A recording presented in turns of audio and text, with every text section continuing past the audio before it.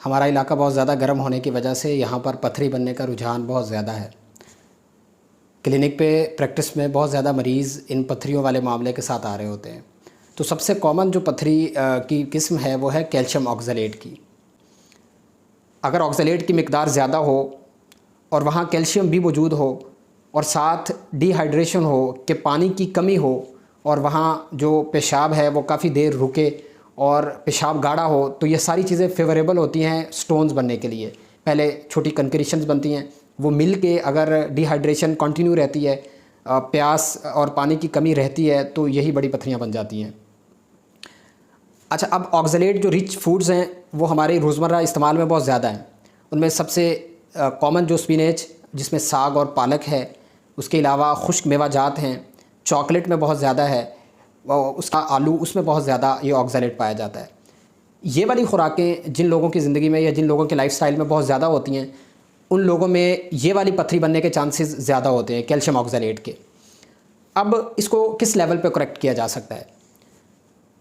Calcium supplements में या हम डाइटरी प्रोडक्ट में ले रहे हैं, वो तो नॉर्मल हमारी ज़िंदगी का हिस्सा है, डॉक्टर्स भी रिकमेंड कर रहे होते हैं, हम खुद भी ले रहे होते हैं। लेकिन ऑक्सलेट वाला जो पोर्शन है जिसकी एक्सेस की वजह से, ज़्यादती की वजह से ये पथरी बनती है, उसको हम कम कर सकते हैं।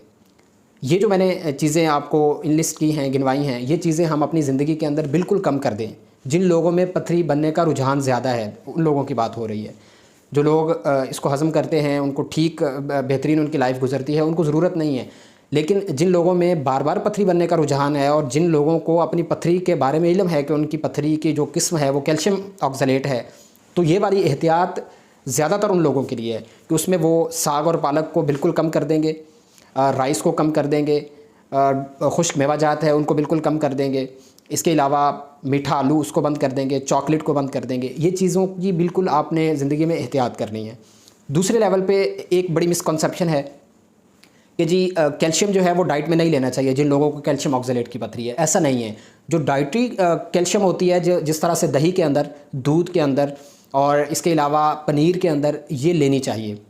ये जब हम ज़्यादा लेते हैं तो पेट के अंदर जो ऑक्सलेट होता है ये उसके साथ कैल्शियम बाइंड करती है और ये दोनों चीज़ें फिर खाने के ज़रिए से खारिज हो जाती हैं। फिर इजाफी जो ऑक्सलेट है वो खून के अंदर जज़्ब नहीं होता और वो आखिरकार यूरिन में नहीं जाता, तो पथरी बनने का इम्कान बहुत कम हो जाता है। तो डाइटरी जो हमारी कैल्शियम है वो लेनी चाहिए, डॉक्टर्स इनकरेज करते हैं, जिसमें दही का आम इस्तेमाल करना चाहिए, दूध का और पनीर का। लेकिन जो सप्लीमेंट्स लेते हैं हम, कैल्शियम के गोलियां हैं, मेडिसन्स हैं, वो बिल्कुल कम लेनी चाहिए, वो नहीं लेनी चाहिए जिनमें ये कैल्शियम ऑक्सलेट के स्टोन्स ज़्यादा बनते हैं, क्योंकि ये वाला इजाफी कैल्शियम खून में जज्ब होगा, फिर ये यूरिन में जाएगा और फिर ये टेंडेंसी बनेगी, रुझान बनेगा पथरी ज़्यादा होने का। अच्छा, जो लोग किसी वजह से, पथरियों का भी मसला है लेकिन शौक़ है या कोई मजबूरी है, ये ऑक्सलेट रिच डाइट वो लेना चाहते हैं, खाना चाहते हैं, जिसमें साग है, पालक है, चॉकलेट है, मीठे आलू हैं, ड्राई फ्रूट है, वो क्या कर सकते हैं कि इस रिच ऑक्सलेट फूड है जिसके अंदर ऑक्सलेट की तादाद बहुत ज़्यादा है, मिकदार बहुत ज़्यादा है, उसको कैल्शियम रिच डाइट के साथ ले सकते हैं। मतलब इन सारी चीज़ों को आप दूध, दही और पनीर के साथ लेंगे तो फिर ये दोनों चीज़ें आपस में मिलेंगी और मिल के कंपाउंड बनाएंगी और वो पखाने के ज़रिए से निकल जाएगा। ये इजाफी जज़्ब नहीं होगा और पथरियों का मामला नहीं होगा। अच्छा, एक और चीज़ है इसके अंदर कि सिट्रेट जो है वो स्टोन फॉर्मेशन को इनहिबिट करता है, कि जो स्टोन बन रहे होते हैं उनको कम करता है, नहीं बनने देता।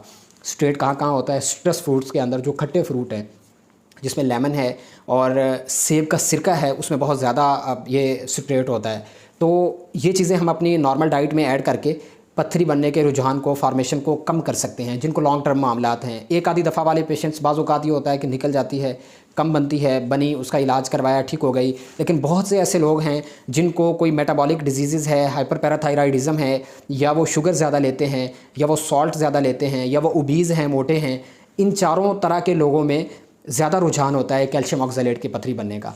तो ये लोग ख़ास तौर पे एहतियात करें, और जिन लोगों में कैल्शियम ऑक्सलेट की पथरी बनती है वो ऑक्सलेट डाइट जो है, रिच डाइट है, उसको कम कर दें, बिल्कुल बंद कर दें। अगर खानी है तो उसको कैल्शियम रिच डाइट के साथ मिला के खाएँ। ऐसी चीज़ों को साग, पालक, चॉकलेट, मीठा आलू, जिस तरह से उसके बहुत सारे प्रोडक्ट्स हैं, उसके अलावा खुश्क मेवाजात हैं, इन सारी चीज़ों को अगर लेना है तो इनको दही, दूध और पनीर के साथ मिला के खाएँ। तो बहुत कम इम्कान है कि फिर आप में ये मसला पथरी बनने वाला रहे।